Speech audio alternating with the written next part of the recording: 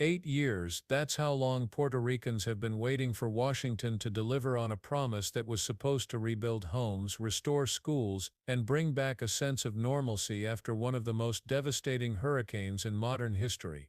The reality, just 4 billion have actually made it to the island. 4 out of 27, that's not just a number, it's a betrayal. And the question isn't just where the money went, it's whether Puerto Rico will ever be treated as equal in a system that seems designed to forget them once the headlines fade. Think about that for a second. Families who lost everything in Hurricane Maria are still patching up roofs with blue tarps years later, while billions in recovery money sit tangled in bureaucracy.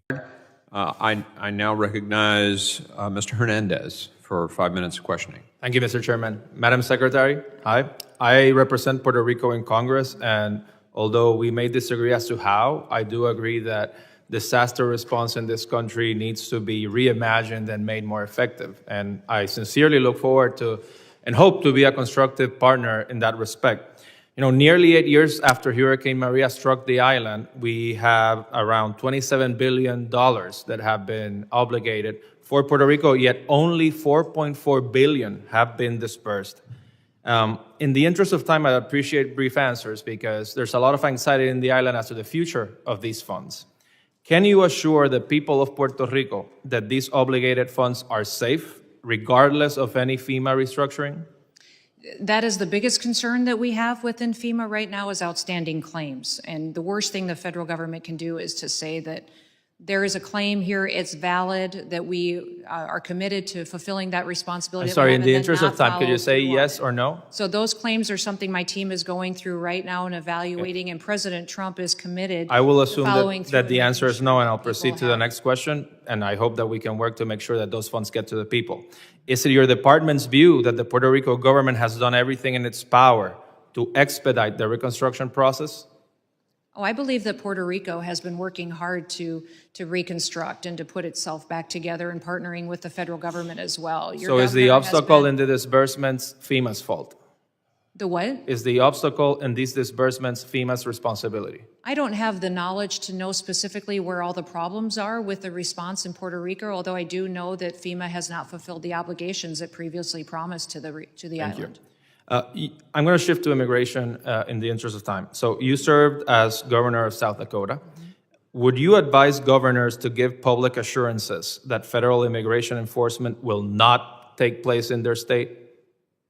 Would I advise to governors that they not? That they give public assurances that immigration enforcement will not occur in their states? No, I prefer that governors partner with us to make their states safer. I believe that the relationships that we have on the ground in many states is absolutely critical to making sure. So the answer is no. You would not advise them to tell their constituents, no, there will not be any enforcement in this state. Would you have publicly told immigrants, as governor in your state, not to worry about deportations because your state wasn't a border state like Texas or California? I felt as though my state was a border state because we were every day impacted by the drug trafficking and the human trafficking that was coming over the border and had put a foothold in the state of South Dakota. Every state was dramatically impacted. Okay, so you would not have told immigrants in your state, don't worry about deportation. You would not have said that. The laws need to apply equally to everybody. That's what is so discouraging about the previous administration is they picked winners. Okay, losers. so the question has been answered. That's fine. You would not say that. You would tell your constituents immigration laws will be enforced in this state whether or not we are a border state like California or Texas. Laws will be enforced, absolutely. In January, the governor of Puerto Rico made an opposite claim. She told immigrants not to worry about deportations because we're not Texas or California. Days later, ICE conducted enforcement operations in immigrant neighborhoods in San Juan. Was that a responsible thing to say? I didn't hear her say that and haven't heard this before, but I believe that the partnerships we have with governors is extremely powerful in keeping their communities safe. That's a no answer. Was she aware, was she briefed by DHS about the immigrant raids that would happen in the ensuing days? I have no knowledge to that situation. What I will tell you is that every governor that I know of feels the responsibility of protecting their state, and they should be making the best decisions to secure their communities and their families that live there. And that includes telling people in their states or jurisdictions The administration's policy is that there will be raids to detain people who were undocumented in their jurisdictions, not to tell them, don't worry, this will not happen here. I am not certain as to the situation you're speaking to. I'll get more information so that I can respond to you appropriately. But hypothetically, I'm not as certain what announcement governor, would you have told the people of your state the laws will be enforced here as in any other state? What I would tell my people of South Dakota is that my job is to work for them and to represent them and to be their leader and protect their best interests. That includes making sure that citizens of South Dakota are my #1 priority every day. I understand that, and I thank you for your time. And like I said at the beginning of my turn, I do look forward to working constructively on ways to reimagine FEMA and disaster response and to make sure that those funds, which today you have told us are not guaranteed for the people of Puerto Rico, are guaranteed and delivered on time. Thank you. Gentleman's time is expired. I now recognize Mr. Luttrell for 5 minutes of questioning. Thank you, Mr. Chairman. Madam Secretary, how are you? Imagine being told over and over again help is on the way, only to watch your community crumble while waiting for checks that never arrive. That's the reality.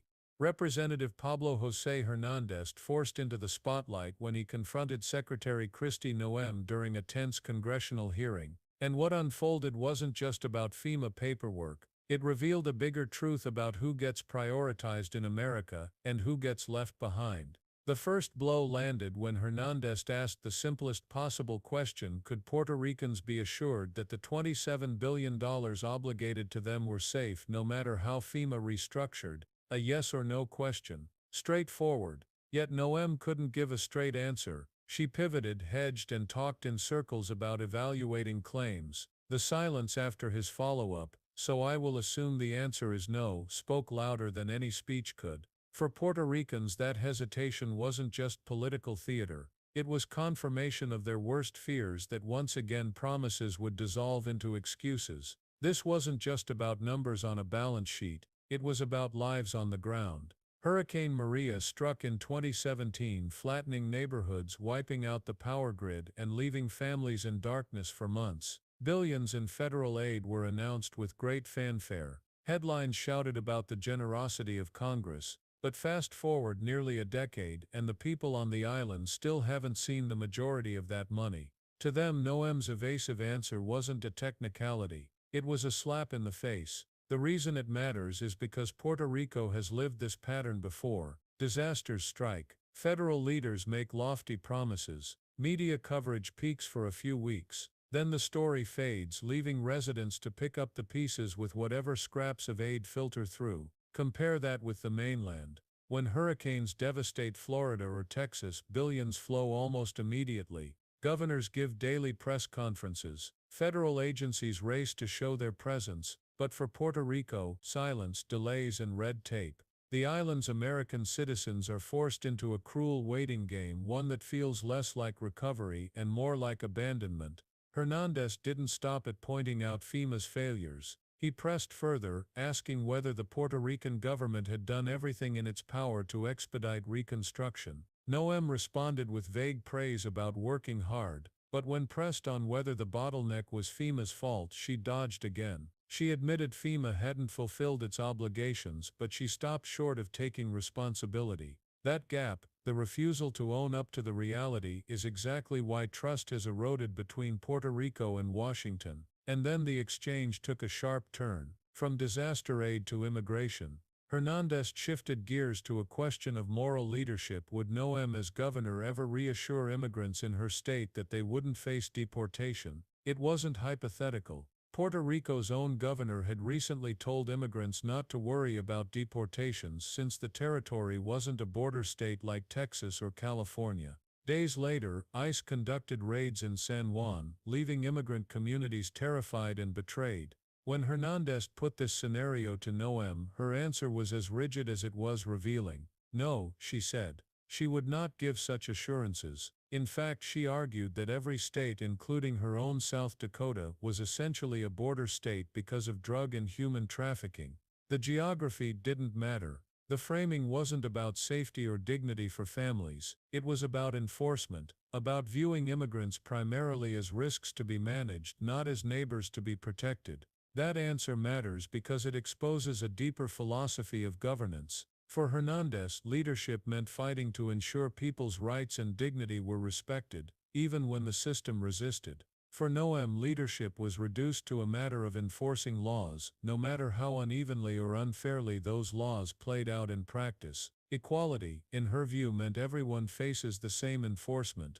But in reality, true equality demands recognizing when the system itself is stacked against certain groups. When deportation raids target immigrant communities disproportionately, when aid to Puerto Rico is delayed while Florida receives its funding overnight, simply saying laws apply equally becomes a cover for inequality. By calmly but firmly saying, "I will assume the answer is no," Hernández did something rare in Washington. He cut through the polished platitudes to reveal the truth behind them. He refused to let the moment pass as just another hearing filled with evasive language. Instead, he exposed the contradiction: how America can claim unity while treating its citizens so differently depending on where they live or what they look like. That quiet persistence was an act of resistance. It also underscored how hearings like these aren't just about accountability in the abstract. They're about real human lives. Puerto Ricans waiting years for roof repairs, immigrant families afraid to leave their homes after raids. These aren't talking points.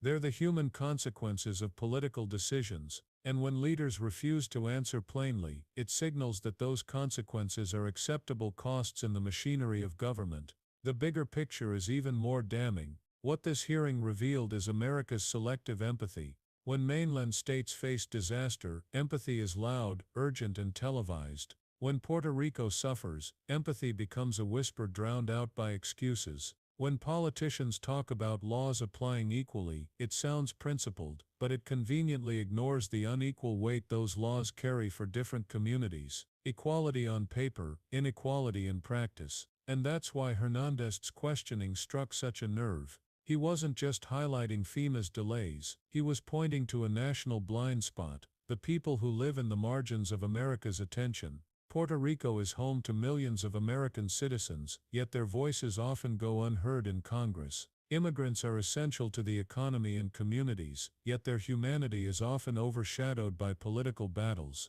Both groups suffer from the same disease, a federal system that responds to them slowly, inconsistently, and often with indifference. By the end of the exchange, the contrast couldn't have been sharper. Hernández represented persistence, clarity, and moral conviction. Noem represented evasion, rigidity, and platitudes. One side forced uncomfortable truths into the open, the other side sidestepped them. And in that contrast lies the real lesson: leadership isn't about repeating talking points, it's about the courage to face hard realities, and the humility to serve all people equally, not just the politically convenient ones. But here's the danger: exchanges like these tend to fade quickly from the headlines. By next week, the news cycle will have moved on, yet the issues at the core, delayed disaster relief, selective enforcement, systemic neglect, remain unresolved. Puerto Rican families are still waiting, immigrant communities are still anxious, and unless the public keeps paying attention, the silence will continue. So where does that leave us?